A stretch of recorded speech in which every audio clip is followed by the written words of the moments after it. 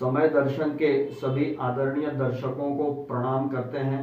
नया कैलेंडर वर्ष प्रारंभ हुआ है और इस नए कैलेंडर वर्ष में हमें सेलिब्रेट करने के लिए काफ़ी चीज़ें हैं जो दैविक दृष्टि से भी है। और हम जानते हैं जनवरी महीने में हम हमारा गणतंत्र दिवस मनाते हैं 26 जनवरी। उसके अलावा 23 जनवरी को नेताजी सुभाष चंद्र जी की जयंती मनाते हैं। तो बहुत बेहतरीन और यादगार होता है ये पहला महीना नए कैलेंडर वर्ष का हमारे लिए।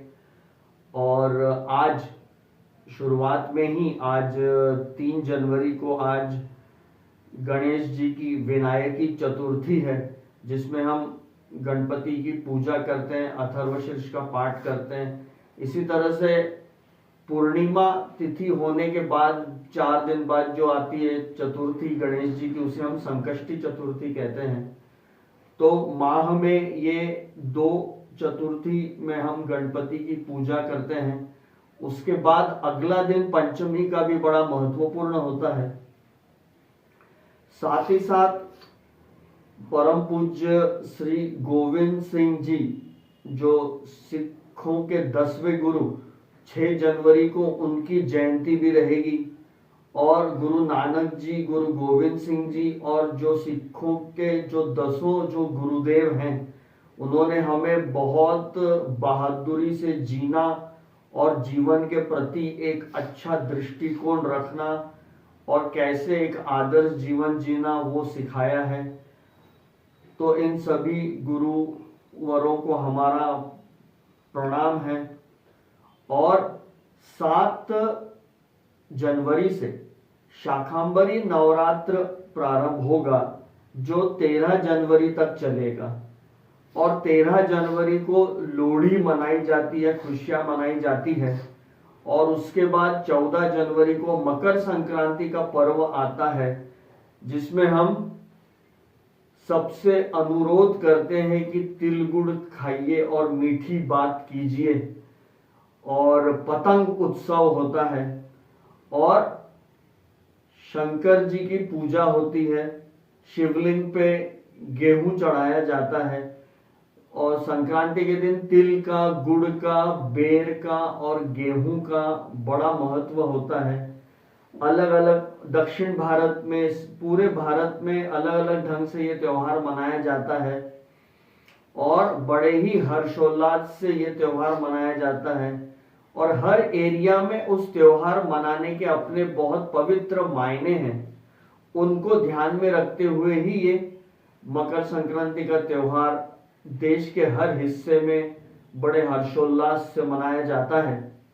और 10 जनवरी को हम पुत्रदा एकादशी मनाएंगे, जिस एकादशी में संतान की खुशी के लिए माताएं पूजा करती है, लक्ष्मी नारायण जी की पूजा करती है, प्रसाद चढ़ाती है और संतान के जीवन में तरक्की आए, उसके जीवन की बाधाएं कम हो, इसकी प्रार्थना करती है। उसी तरह से जैसे हर महीने में 2 एकादशी आती है, तो दूसरी एकादशी होगी षटतिला एकादशी। षटतिला एकादशी को हम उस समय भी लक्ष्मी नारायण जी की पूजा करते हैं और कहते हैं कि भगवान विष्णु के पसीने से ये जो तिल निकला है, इस तिल का हम 6 अलग अलग प्रकार से प्रयोग करते हैं। तिल को हम अपने स्नान के जल में डालते हैं नहाने से पहले, फिर नहाते हैं। फिर तिल को पंचामृत में डाल के विष्णु जी का अभिषेक करते हैं। तिल का ही भोग प्रसाद बनाते हैं। हवन करते समय उसमें भी तिल चढ़ाते हैं, तिल का दान करते हैं।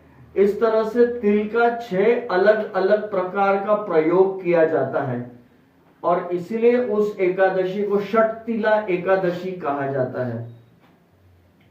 तो इस तरह से हम देखेंगे कि जनवरी में ये प्रमुख जो इवेंट्स और पूर्णिमा का दिन और अमावस्या के दिन, ये तो विशेष रहता ही है।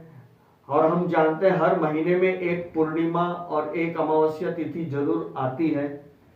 और जो अष्टमी तिथि, एक दुर्गाष्टमी और एक कालाष्टमी, तो इस तरह से बहुत पवित्र ढंग से हमारे पंचांग बने हैं और वैदिक पंचांग जो बना है वो इतने अच्छे ढंग से बना है। डेफिनेटली हमारा नववर्ष तो चैत्र महीने से प्रारंभ होगा, लेकिन ये अंग्रेजी नववर्ष है, नया कैलेंडर वर्ष है और इस वर्ष के भी इस पहले महीने में हम काफी चीजें हैं जो सेलिब्रेट कर सकेंगे। तो आशा है हम सब लोग ये सेलिब्रेशन करेंगे और 23 तारीख को नेताजी सुभाष जी की जयंती मनाई जाएगी।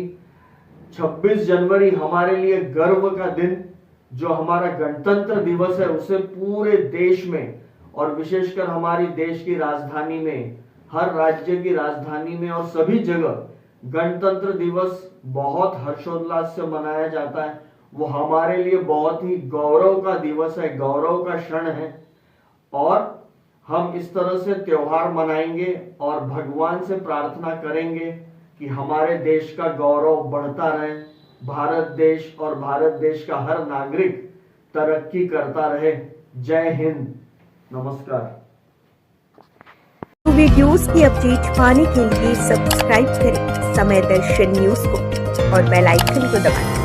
आप देख रहे हैं समय दर्शन न्यूज चैनल।